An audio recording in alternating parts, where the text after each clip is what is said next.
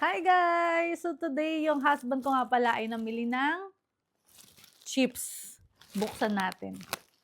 Bago nga pala natin siya buksan guys, dito sa Egypt, compare mo sa Pilipinas more affordable ang mga bilihin compare mo sa Pilipinas. So, I'll show you some example like kagaya nitong chips na to, kung magkano, tapos gaano sila kalalaki. And tara, yan. Ang name brand ay Jaguar. And it's puff corn. Alam nyo ba guys kung magkano ang halaga nito? 15 Egyptian pound. Para siyang 15 pesos lang sa Pilipinas. Imagine mo, sa laking ito. And most of the chips here in Egypt are local brand. Makikita nyo naman talaga ang quality guys. Kahit yung packing nila, hindi tinipid. Tapos masarap ang mga chips nila dito. Yan. Popcorn, ketchup. Try natin sa mamaya. Jaguar. And, ito ay Jaguar brand din. Oh, guys, it's 10 Egyptian pound. It's only 10 Egyptian pound. I'm so sorry. See, 10 Egyptian pound. My God. And they are big sizes ha.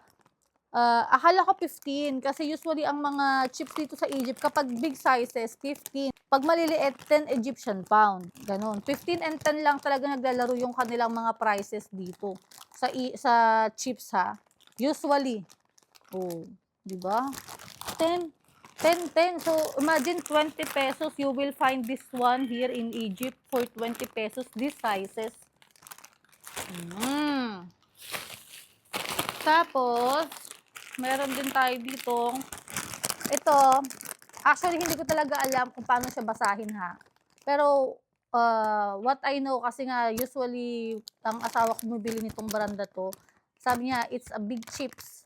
Ang brand ay Big Chips. Oh, yan. At ang flavor nila dito, hindi lang sila yung normal na ketchup, cheese. Meron din sila ito yung mga kebab, chicken, kebda, ganun yung mga flavor nila. At ang sasarap, promise. I don't know nga kung paano nila nagagawa yun, pero talagang ang sasarap ng mga chips dito sa Egypt. Yan, ito ay, hindi siya nakasulat. 10 Egyptian pound din siya guys. Ayan, 10 Egyptian pound, but in Arabic. Oh, diba? Naintindihan ko siya. Next is, hindi ko alam kung anong brand to. Lahat Arabic eh. So, kita nyo naman yung flavor niya. Pang chicken. Yeah. Parang fried chicken. Tapos, it's 10 Egyptian pound lang. Maliit siya. Compare mo dun sa others. 10 Egyptian pound. Not big different. Next ay Tiger. Ito naman guys is very famous here in Egypt. Tiger brand. Kita nyo yung kanyang packing. Maraming flavor to. Ayan, nasa likod. Yan. And I'm sure it's 15 Egyptian pound. 15 Egyptian pound. And parang some kind of beef beef steak yung kanyang flavor. Barbecue flavor. Yan. Tiger. Nakita niyo yung kanilang mga back ng chips. Kagaya, sorry guys, di ko napakita kanina. Ayan. Kapag yung brand, ngayari itong Jaguar, yung mga flavor andito sa likod ng kanyang packing. Yan, yung mga flavor pang iba. Diba? Ang galing. Hindi talaga sila nagtitipid sa mga packaging nila. Ito ay Tiger din.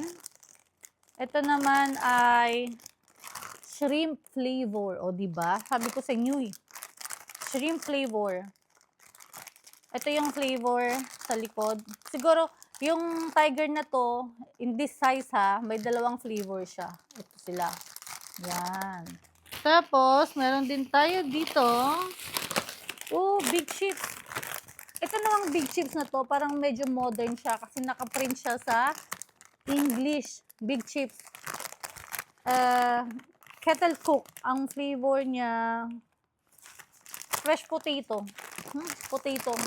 Lahat naman ng chips ay potato. Classic. Okay, classic potato siya, guys. Ito yung kanyang mga flavor. Yan. Ito yung bagong packing ng big chips. Kasi itong isa, asa na yun? Yan. Ito big chips din to eh. Pero, naka-Arabic siya.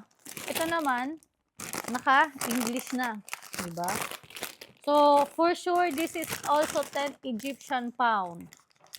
So, imagine mo, lahat sila ay, okay, 10 Egyptian pound. So, 10, 20, 30, 40, and 50, 65, 80. Kumbaga, 80 pesos. 80 Egyptian pound, ha? So, it's like almost equivalent of 80 pesos lang sa Pilipinas, guys. Yan. Ooh. Magkano ba ang Egyptian pound ngayon? Almost the same lang naman. Almost the same. So, imagine mo, ito lahat in less than 100 pesos sa Pilipinas. Isang Lay's chips lang sa Pilipinas, guys. Hindi na sapat ang iyong 100 pesos. Dito sa Egypt, nakita nyo naman kung gaano kadami yung chips na pwede nating mabili. O, diba? Cost of living na dito sa Egypt are more affordable na nga.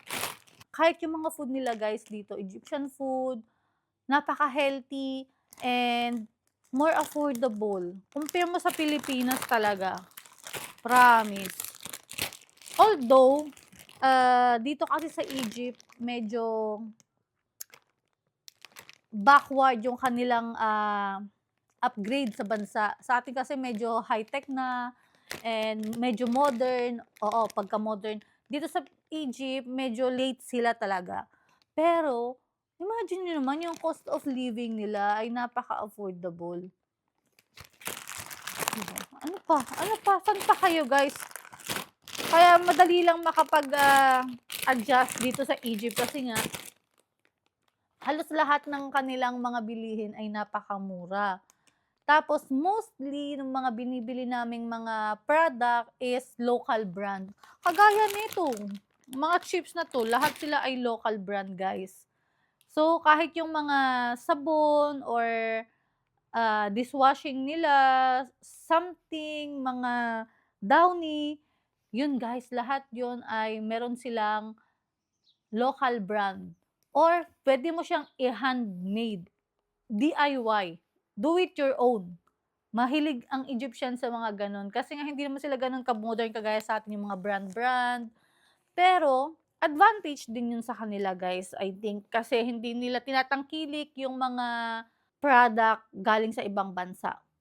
Much better nang mag-stick sila doon sa brand nila. Tinatangkilik nila yung sarili nilang brand. O, diba? So, kakain tayo ng chips ngayon. Chips days, guys. Thank you for watching.